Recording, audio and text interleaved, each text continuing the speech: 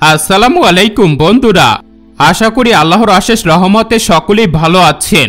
বন্ধুরা, আজকের এই ভিডিওতে আমি আপনাদেরকে ভয়ঙ্কর কালো জাদুর এমন একটি বিস্ময়কর ঘটনা বলবো যা শুনলে আপনারা অবাক হয়ে যাবেন।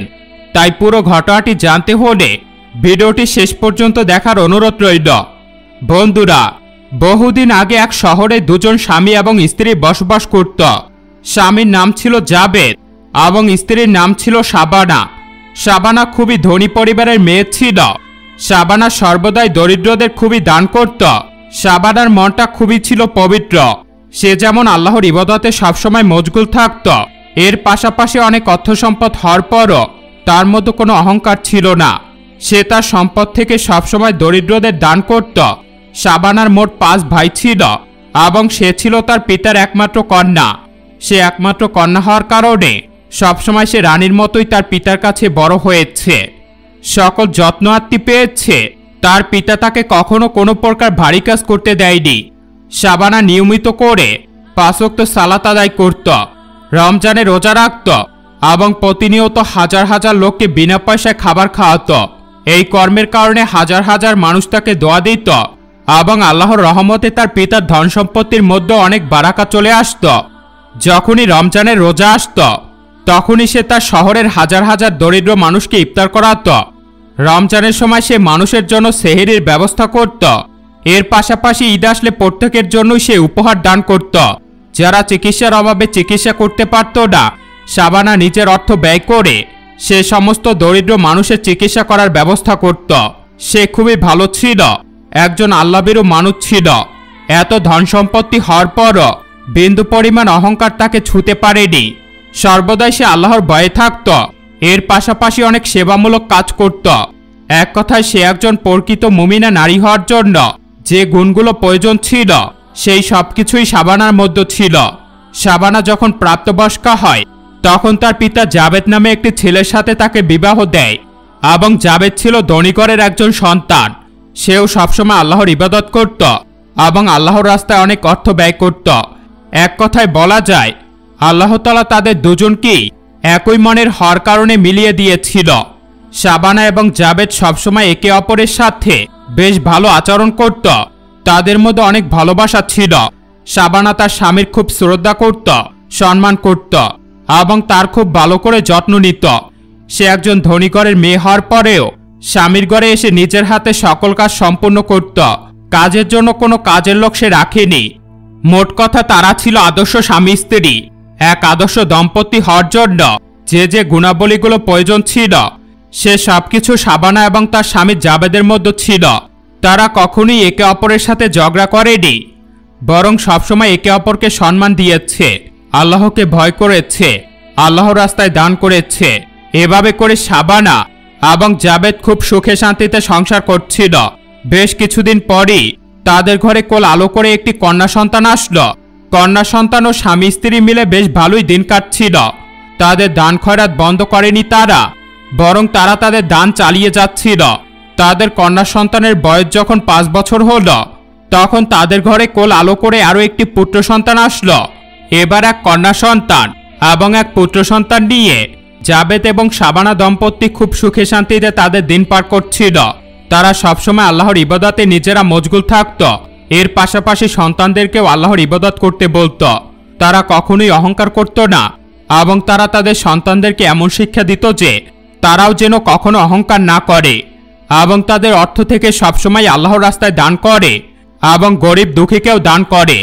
শাবানার বড় মেয়ে শাবানাকে খুবই ভালোবাসত। শাবানাকে এতটাই ভালোবাসত যে মা কখন মৃত্যুবরণ করবে এ কথা শুনলেই সে কষ্টে দুঃখে একেবারে কেঁদে বাসিয়ে ফেলত। যাই হোক, তাদের দিনকাল বেশ ভালোই চলছিল। তবে হঠাৎ করে একদিন শাবানা প্রচুর পরিমাণে অসুস্থ হয়ে পড়ে। সে এতটাই অসুস্থ হয়ে পড়ে যে আল্লাহর ইবাদত করা পুরো বন্ধ করে দেয়। এর পাশাপাশি সে প্রতিদিন নিয়ম করে যেমন হাজার হাজার মানুষকে খাবার রান্না করে খাওয়াত, সে কাজটিও বন্ধ করে দেয়। মোট কথা তার শারীরিক অবস্থা খুবই খারাপ হয়ে পড়েছিল। তার শারীরিক অবস্থার অবনতি দেখে তার সন্তানরা খুবই কষ্ট পেতে থাকে। এর পাশাপাশি জাবেদও কষ্ট পেতে থাকে, কারণ সে তার স্ত্রীকে পৃথিবীতে অনেক বেশি ভালোবাসত। তার স্ত্রী যদি তাকে ছেড়ে চলে যায় সে কিছুতেই তার স্ত্রীকে ছাড়া বাঁচবে না। কিন্তু শাবানার শারীরিক অবস্থা তো দিন দিন খারাপ হতে থাকে এবং একদিন হঠাৎ করে শাবানা মৃত্যুবরণ করে। শাবানা আল্লাহর ডাকে সাড়া দিয়ে এই পৃথিবী থেকে চিরতরে বিদায় নিয়ে চলে যায়। শাবানার মৃত্যুতে তার মেয়ে অজ্ঞান হয়ে পড়ে, কারণ মায়ের মৃত্যুতে সে কল্পনাই করতে পারে না। তাই সে একেবারে দিশেহারা হয়ে কাঁদতে কাঁদতে জ্ঞান হারিয়ে ফেলে। ওদিকে শাবানার ছেলের বয়স কিছুটা ছোট ছিল, তাই মা যে মরে গেছে তার সেই দিকে কোনো হুঁশ নেই। ওদিকে জাবেদ তার স্ত্রীর মৃত্যুতে এতটাই শোকাহত হয়েছে যে তার কথা পুরো বন্ধ হয়ে গেছে। তবে এবার শাবানাকে দাফন কাফনের ব্যবস্থা করার প্রয়োজন ছিল, কেননা লাশকে তো বেশিক্ষণ বাইরে রাখলে পচে যাওয়ার সম্ভাবনা থাকে। তাই শাবানার বাবা এবং তার 5 ভাই আসে। এর পাশাপাশি শহরের অনেক লোকই শাবানাকে দেখতে আসে। অতঃপর শাবানার দাফন কাফন সম্পূর্ণ করার জন্য তাকে গোসল করানো হয় এবং গোসল সম্পূর্ণ হয়ে গেলে তাকে কবরস্থানের দিকে নিয়ে যাওয়া হয়। জাবেদ একেবারে শোকাহত মনে একটি কথাও না বলে তার স্ত্রীর লাশটিকে নিয়ে কবরস্থানের সামনে এসে বসে থাকে এবং মনে মনে তার স্ত্রীর সাথে কাটানো সময়গুলো কল্পনা করতে থাকে। সে মনে মনে চিন্তা করতে থাকে, হায় আল্লাহ, তুমি আমার স্ত্রীকে কেন আমার কাছ থেকে কেড়ে নিলে। যাই হোক, এরপর শাবানার জানাজা পড়া হয়। জানাজা পড়া শেষ হলে তাকে কবর দেওয়া হয়। আর তার জানাজায় হাজার হাজার মানুষ এসে তার জানাজা দেয়, কারণ সে এতটাই ভালো মানুষ ছিল যে সকলেই তার মৃত্যুতে শোকাহত হয়ে পড়ে। জাবেদ তার স্ত্রীর মৃত্যু মেনে নিতে পারে না, তবুও নিজের মনকে শক্ত করে তার স্ত্রীকে কবর দেয় এবং বাড়িতে চলে আসে। জাবেদের এই পৃথিবীতে কেউ ছিল না, শুধু ছিল তার স্ত্রী এবং সন্তানরা। যাই হোক, সন্তানদের মুখের দিকে তাকিয়ে তাকে বাঁচতে হবে, তাই সে সন্তানদের সান্ত্বনা দিতে থাকে। সে তার সন্তানদের দেখাশোনা করার জন্য একজন মহিলাকে নিয়োগ করে। সেই মহিলা ছিল অবিবাহিত এবং সেই মহিলার কোনো সন্তান ছিল না। তাই জাবেদ তাকে নিয়োগ করে যেন সে তার সন্তানদের মায়ের আদরে বড় করে তোলে। জাবেদ প্রতিদিন তার স্ত্রী শাবানার কবরের কাছে যেত, সেখানে গিয়ে সে শুধু কান্না করত। এভাবে প্রতিদিন সকালেই সে তার স্ত্রীর কবরের কাছে যেত। তবে একদিন এক লোক তাকে এসে বলে যে আপনার স্ত্রীর কবরের কাছে 2টি কুকুর এসে ঘেউ ঘেউ করছে এবং আপনার স্ত্রীর কবরটি খুঁড়ছে। সে একথা শুনে দৌড়ে কবরের কাছে ছুটে আসে এবং এসে দেখে যে সত্যি 2টো কালো কুকুর তার স্ত্রীর কবরের মাটি খুঁড়ছে এবং একটু পরপর চিৎকার দিয়ে উঠছে। সে এমন দৃশ্য দেখে খুবই রেগে যায় এবং কুকুরগুলোকে পাথর ছুঁড়ে মারে, যার ফলে কুকুরগুলো সেখান থেকে চলে যায়। পরদিন আবারও একই ঘটনা ঘটে। তাকে এসে কেউ বলে যে আপনার স্ত্রীর কবর পাশে 2টি কুকুর চিৎকার করছে এবং তারা তাদের নখ দিয়ে আপনার স্ত্রীর কবরের মাটি খুঁড়ে বের করছে। জাবেদ কথা শুনে তাৎক্ষণিক আবারও তার স্ত্রীর কবরের কাছে যায় এবং সেখানে গিয়ে কুকুরগুলোকে তাড়াতে চায়, কিন্তু কুকুরগুলো কিছুতেই সেখান থেকে যেতে চায় না, বরং তারা জোরে জোরে চিৎকার দিতে থাকে। যাই হোক, এবারেও জাবেদ একটি লাঠি নিয়ে কুকুরগুলোকে মারে, যার ফলে কুকুরগুলো সেখান থেকে চলে যায়। এবার জাবেদ যখন পরের দিন সকালে কবরের কাছে আসে, তখন সে একই ঘটনা দেখে। সে দেখে যে সেই কুকুরগুলো আবারও তার স্ত্রীর কবরের কাছে মাটি খুঁড়ছে এবং জোরে জোরে চিৎকার করছে। সে যতই কুকুরগুলোকে সেখান থেকে তাড়াতে চাইছে, সেগুলো কিছুতেই সেখান থেকে সরতে চাইছে না। অতঃপর সে এলাকার মানুষের সাহায্য নিয়ে সেখান থেকে কুকুরগুলোকে সরায় এবং বাড়িতে এসে মনে মনে চিন্তা করতে থাকে। পরপর 3-4 দিন ধরে এই কুকুরগুলো এখানে আনাগোনা করছে, নিশ্চয়ই এখানে কোনো কারণ রয়েছে। আমার স্ত্রীর কবরের মধ্যে হয়তোবা কোনো একটা ঘটনা ঘটেছে, যার ফলে এই কুকুরগুলো এখানে এসে আমার স্ত্রীর কবর খুঁড়ছে। এরপর সে একদিন রাতে ঘুমাতে যায় এবং যখন ঘুমিয়ে পড়ে, তখন ঘুমের মধ্যে স্বপ্নে দেখে যে তার স্ত্রী একটি ঘরের মধ্যে বন্দী আছে, যে ঘরের চারদিকে আগুন জ্বলছে এবং তার স্ত্রী খুবই চিৎকার দিয়ে উঠছে। তার এই স্বপ্ন দেখে ঘুম ভেঙে যায় এবং চিন্তা করতে থাকে এবং পাশাপাশি ভয় পেতে থাকে। সে মনে মনে চিন্তা করতে থাকে, আমার স্ত্রীর কবরে কি হচ্ছে, সে হয়তো ভালো নেই। এবারে জাবেদ আবারও পরদিন তার স্ত্রীর কবরের কাছে যায় এবং গিয়ে দেখে যে সেই একই কুকুর আবারও তার স্ত্রীর কবরের মাটি খুঁড়ছে এবং চিৎকার দিচ্ছে। সে বিষয়টা ভালো দেখে না। যাই হোক, সে সেখান থেকে কুকুরগুলোকে তাড়ায় এবং বাড়ি আসে। রাত হয়ে যায়। রাতে সে আবারও ঘুমিয়ে পড়ে এবং ঘুমানোর পর সে একই স্বপ্ন আবারও দেখে।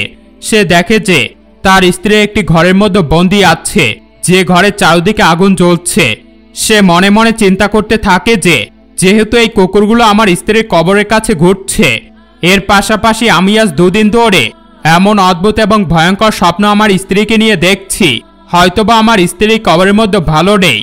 তাই আমি কাল সকালবেলায় মসজিদের ইমাম সাহেবের কাছে গিয়ে এই ব্যাপারে পরামর্শ গ্রহণ করব। কেন হচ্ছে এমনটা আমাকে জানতেই হবে। এর পরের দিন জাবেদ খুব ভোরে ফজরের নামাজ পড়ার জন্য মসজিদে যায়। নামাজ শেষ করেছে, তারপর মসজিদের ইমাম সাহেবকে ডাক দেয় এবং ডাক দিয়ে সমস্ত ঘটনা খুলে বলে। ইমাম সাহেব জাবেদের সমস্ত ঘটনা শুনে বলে থাকে যে হয়তো আল্লাহ তাআলা তোমার স্ত্রীর কবরের মধ্যে কোনো আযাব দিচ্ছে, তবে তুমি যদি মনের সন্দেহ দূর করতে চাও তাহলে তুমি তোমার স্ত্রীর কবর খুঁড়ে দেখতে পারো। তবে তুমি একটি কাজ করতে পারো, তুমি প্রতিদিন সকালে ফজরের নামাজ পড়ে তোমার স্ত্রীর কবর কাছে যেতে পারো এবং সেখানে গিয়ে সূরা ফাতিহা, কোরআনের বিভিন্ন আয়াত তেলাওয়াত করে আল্লাহর কাছে প্রার্থনা করে তোমার স্ত্রীর জন্য দোয়া করতে পারো যেন আল্লাহ তাআলা তোমার স্ত্রীকে সহি সালামতে রাখে। জাবেদ মসজিদের ইমাম সাহেবের কথা মতো ইমাম সাহেবকে নিয়ে পরদিন সকালবেলায় তার স্ত্রীর কবরের কাছে যায় এবং ইমাম সাহেব গিয়ে দেখে যে সেখানে 2টি কালো কুকুর চিৎকার করছে এবং কিছুক্ষণ পরপরই তার স্ত্রীর কবর খুঁড়ছে। ইমাম সাহেব এই দৃশ্য দেখে জাবেদকে বলে যে হয়তো তোমার স্ত্রীর কবরের মধ্যে এমন কিছু জিনিস আছে যার কারণে কুকুরগুলো এখানেই আসছে এবং মাটি খুঁড়ে কিছু বার করার চেষ্টা করছে। হয়তো আল্লাহ তাআলা এই কুকুরগুলোর মাধ্যমে তোমাকে ইশারা দিয়ে দিয়েছে। তুমি এই মুহূর্তে পুলিশকে ফোন করো এবং তারাই এসে তোমার স্ত্রীর কবর খুঁড়বে এবং খুঁড়ে দেখবে সেখানে ঠিক কি ঘটনা ঘটেছে। এরপর জাবেদ তাৎক্ষণিক সময় পুলিশকে ফোন করল এবং পুলিশ সেখানে আসলো এবং আসার পর জাবেদের স্ত্রী শাবানার কবর খুঁড়তে লাগলো এবং খুঁড়তে খুঁড়তে তারা কবরের মধ্যে এমন একটা জিনিস দেখতে পেল যেটা দেখে তারা সবাই রীতিমতো অবাক হয়ে গেল এবং জাবেদ তো এই দৃশ্য দেখে চমকে গেল। সে মনে মনে চিন্তা করতে লাগলো, হায় আল্লাহ, যে আমার স্ত্রী পৃথিবীতে মানুষের এত ভালো করত, আজ তার কবরে এই পরিণতি, কিন্তু কেন এমনটা হলো? মূলত জাবেদের স্ত্রীর কবরের মধ্যে 3টি পুতুল ছিল, যেই পুতুলগুলোর গায়ে রক্তমাখা ছিল এবং কে বা কারা সেই পুতুলগুলো কবরের মধ্যে রেখে দিয়েছিল। জাবেদ এমন দৃশ্য দেখে একেবারে অবাক হয়ে যায়। এরপরে পুলিশরা ওই পুতুলগুলো উদ্ধার করে সেখান থেকে চলে যায় এবং পুলিশরা মনে মনে ঠিক করে যে কারা এই কাজটা করেছে সেটা তারা জানতে চায়। তাই তারা রাতের বেলা লুকিয়ে লুকিয়ে কবরস্থানের মধ্যে থাকে এবং দেখে যে 2 জন লোক কবরস্থানে আসছে এবং তারাই এসে পুতুলগুলো কবরের মধ্যে রেখে যাচ্ছে। এরপর পুলিশরা সেই 2 জন লোককে গ্রেফতার করে এবং সেখান থেকে নিয়ে যায়। এদিকে জাবেদ বাড়িতে এসে নিশ্চিন্ত হতে পারে না। সে মনে মনে চিন্তা করতে থাকে, আমার স্ত্রীর কবরের সাথে এরকম হয়েছে, আবারও হয়তো এই ঘটনা ঘটতে পারে। সুতরাং আমার স্ত্রীর কবরের চারপাশে একজন পাহারাদার রেখে দেওয়া উচিত, যে সবসময় আমার স্ত্রীর কবরকে পাহারা দিবে এবং কিছুতেই যেন আমার স্ত্রীর কবরের কাছে কেউ আসতে না পারে সেদিকেও খেয়াল রাখবে। সে বাড়িতে আসার পর তার সন্তানদেরকে দেখার জন্য যে মহিলাকে নিয়োগ দিয়েছিল সেই মহিলাকে বলতে থাকে, আচ্ছা বোন, আপনি কি কখনো এমনটা শুনেছেন যে কোনো ব্যক্তির কবরের মধ্যে রক্তমাখা পুতুল আছে? সেই মহিলা অবাক হয়ে যায়, পাশাপাশি ভয় পায় এবং বলে, আরে এসব কি বলছেন? আস্তাগফিরুল্লাহ, নাউজুবিল্লাহ, এমন ঘটনা কেন ঘটবে? আমি এই প্রথম এই ঘটনা শুনলাম। জাবেদ তখন মনে মনে চিন্তা করতে থাকে, আসলেই তো এটা অস্বাভাবিক, কিন্তু আমি নিজের চোখে এই বিষয়টা দেখেছি, কারণ আমার প্রাণপ্রিয় স্ত্রীর কবরের মধ্যে তো এই পুতুল রাখা ছিল। যাই হোক, সে কিছুতেই নিশ্চিত হতে পারে না, তাই সে একজন পাহারাদার নিয়োগের চিন্তা করে এবং বিষয়টা মসজিদের ইমাম সাহেবকে জানায়। ইমাম সাহেব তাকে বলে যে, দেখো, আল্লাহ লাশের হেফাজতকারী, তোমার স্ত্রীর লাশের ক্ষতি হয়তো মানুষ করবে, কিন্তু রুহের কিছুই করতে পারবে না। আর তোমার স্ত্রী যদি নেক হয় তাহলে আল্লাহ তাকে জান্নাতের বাগানে উদ্দিষ্ট করবেন। আর এই পুতুল ছিল মূলত কালো জাদুতে ব্যবহার করার জন্য পুতুল। যখন কোনো মানুষকে ভয়ঙ্কর কালো জাদু করা হয় তখন এই পুতুলের সাহায্য নেওয়া হয়, আর সেই সকল জাদুর ক্ষেত্রে এই পুতুল ব্যবহার করা হয়। যখন কোনো ব্যক্তি কালো জাদু করে তখন কোনো মানুষকে মৃত্যুর মুখে ঠেলে দেওয়া হয়। সুতরাং কোনো পাহারাদার রাখার প্রয়োজন নেই, বরং তুমি প্রতিদিন সকালে ফজরের নামাজ পড়ে তোমার স্ত্রীর কবরের কাছে যাবে এবং সেখানে প্রত্যেকদিন কোরআন তেলাওয়াত করবে, সূরা ফাতিহা পাঠ করবে, আল্লাহকে ডাকবে আল্লাহর কাছে তোমার স্ত্রীর জন্য সাহায্য চাইবে। কেননা এই পৃথিবীতে হয়তো খারাপ মানুষরা তোমার স্ত্রীর কবর খুঁড়ে লাশের সাথে খারাপ কিছু করবে, কিন্তু তার রুহের সাথে কিছুই করতে পারবে না। মৃত্যুর পর মানুষের রুহের হিসাব হয়, তার শরীরের কোনো হিসাব হয় না। সুতরাং তুমি আল্লাহর কাছে বেশি বেশি দোয়া করো, আল্লাহ যেন তোমার স্ত্রীর রুহকে ভালো রাখে। এরপর থেকে জাবেদ প্রতিদিন ভোরে তার স্ত্রীর কবরের কাছে যায় এবং কোরআন তেলাওয়াত করতে থাকে, আল্লাহর কাছে দোয়া করে, আর সেই কুকুরগুলোও সেখানে আসা বন্ধ করে দেয়। প্রিয় বন্ধুরা, এতক্ষণ আপনারা যে কাহিনীটি শুনলেন সেটি ছিল একটি কালো জাদুর কাহিনী, অর্থাৎ পুতুলের মাধ্যমে কাউকে হত্যা করার জন্য এই কালো জাদুটি করা হয়। আর এই জাদুটি করার নিয়ম হলো একটি পুতুল তৈরি করতে হবে এবং সেই পুতুলের গায়ে যে ব্যক্তিকে কালো জাদু করে হত্যা করতে চায় সেই ব্যক্তির নাম লিখতে হবে। এরপর সেই নামের উপর রক্ত দিতে হবে এবং সেটিকে কবরে রাখতে হবে, এবং যতদিন পর্যন্ত এই পুতুলটি কবরের মধ্যে থাকবে যেই ব্যক্তিকে কালো জাদু করা হয়েছে সেই ব্যক্তির শারীরিক অবস্থা ধীরে ধীরে অবনতির দিকে যাবে এবং একটা সময় সেই ব্যক্তি মৃত্যুবরণ করবে। তাকে কিছুতেই বাঁচানো সম্ভব হবে না। কালো জাদুতে আক্রান্ত ব্যক্তিদের কিছুতেই কেউ বাঁচাতে পারে না, স্বয়ং আল্লাহ ছাড়া। তাদের কোনো চিকিৎসায় কাজ হয় না। ভয়ঙ্কর এই কালো জাদুর হাত থেকে যদি আমরা বাঁচতে চাই তাহলে আমাদের প্রিয় নবী রাসূল সাল্লাল্লাহু আলাইহি ওয়াসাল্লাম আমাদেরকে যে মাসনুন দোয়া শিখিয়েছেন সেই আমলগুলো আমাদের বেশি বেশি করা উচিত। আমরা যদি সেই আমলগুলো করি তাহলে আমাদের কোনো শত্রু আমাদেরকে কালো জাদু করে অসুস্থ করতে পারবে না, আমাদেরকে কোনো সমস্যায় ফেলতে পারবে না। আমাদের প্রিয় নবী হযরত মুহাম্মদ সাল্লাল্লাহু আলাইহি ওয়াসাল্লাম হাদিসের মধ্যে এমন কিছু দোয়া বলে দিয়েছেন যেগুলো যদি কোনো ব্যক্তি সকালে ফজরের পর পাঠ করে এবং সন্ধ্যায় মাগরিবের পর পাঠ করে তাহলে পুরো দিন সে সকল প্রকার অনিষ্ট, শয়তানের আক্রমণ এবং খারাপ জাদুটোনা থেকে রক্ষা পাবে। তাই একজন মুসলমান হিসাবে আমরা কালো জাদুর হাত থেকে বাঁচতে চাই। এরকম ভয়ঙ্কর পুতুলের কালো জাদুর হাত থেকে যদি বাঁচতে চাই তাহলে অবশ্যই আমাদের 5 ওয়াক্ত সালাতের পরে এবং সকালে এবং সন্ধ্যায় নবীজির দেওয়া সেই মাসনুন আমলগুলো করে যেতে হবে। তাহলে আল্লাহ তাআলা সেই দোয়ার বদৌলতে এবং দোয়ার উসিলায় আমাদেরকে রক্ষা করবে। তাই আমাদের প্রত্যেকের উচিত প্রতিদিন সকালে ফজরের পর এবং সন্ধ্যায় মাগরিবের পর হযরত মুহাম্মদ সাল্লাল্লাহু আলাইহি ওয়াসাল্লামের দেওয়া সুন্নতি দোয়াগুলো পাঠ করা, যেগুলো পাঠ করার মাধ্যমে আমরা আল্লাহর কাছে প্রার্থনা করব এবং আল্লাহ তাআলাই একমাত্র পারেন সকল মানুষকে কালো জাদুর হাত থেকে রক্ষা করতে। আল্লাহ তাআলা আমাদের সকলকে কালো জাদুর হাত থেকে রক্ষা করুক, আমিন। তো আজকের এই ভিডিওটি এ পর্যন্তই। ভিডিওটি ভালো লাগলে একটি লাইক করে দিবেন, আর আমাদের চ্যানেলটিতে আপনি নতুন হলে সাবস্ক্রাইব করে বেল আইকনটি ক্লিক করুন। দেখা হবে পরবর্তী ভিডিওতে। সে পর্যন্ত ভালো থাকবেন, সুস্থ থাকবেন। আল্লাহ হাফেজ।